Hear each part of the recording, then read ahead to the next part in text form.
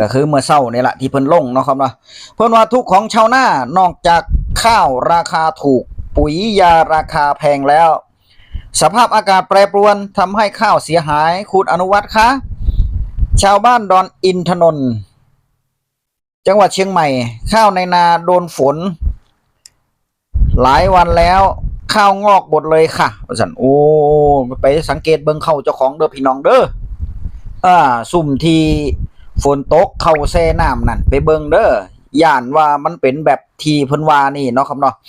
บ่แม่นเพิ่นปลูกบนเขาบนดอยตัวนี่ปลูกในไหนาคือกันพี่น้องเอ้ยนี่ขนาดเปลงน้ำออกเบิดแล้วก็ยังงอกอยู่ว่าซั่นเพิ่นว่าอันนี้พี่น้องทางดอยอินทนนท์เนาะครับเนาะจังหวัดเชียงใหม่เพิ่น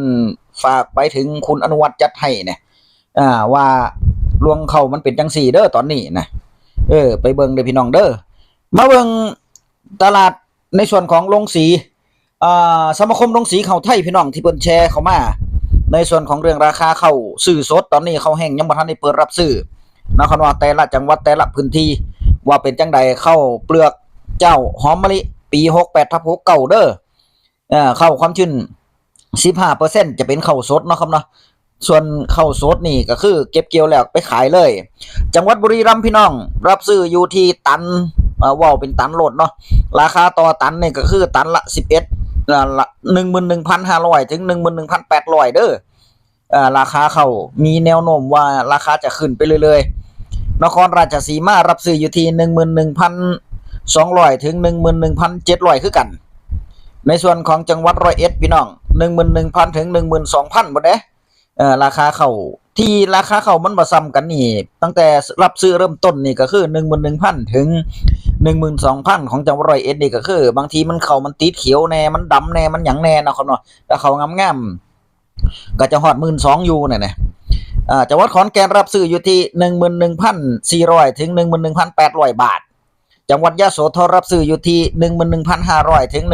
12,500 บาทอุดรธานีบ่ทันได้แจ้งเข้ามาอุบลราชธานีรับซื้ออยู่ที่ 11,700 ถึง 12,200 บาทนู่นพุ่นไป 11,200 ล่ะจังหวัดอุบลราชธานีแล้วในส่วนของจังหวัดศรีสะเกษพี่น้องมาแรงแซงคงรับซื้อเริ่มต้นตั้งแต่ 11,500 ถึง 12,500 บาทต่อตันโอ้สูงกว่าหมู่เด้เนี่ยจังหวัดสุรินทร์รับซื้ออยู่ที่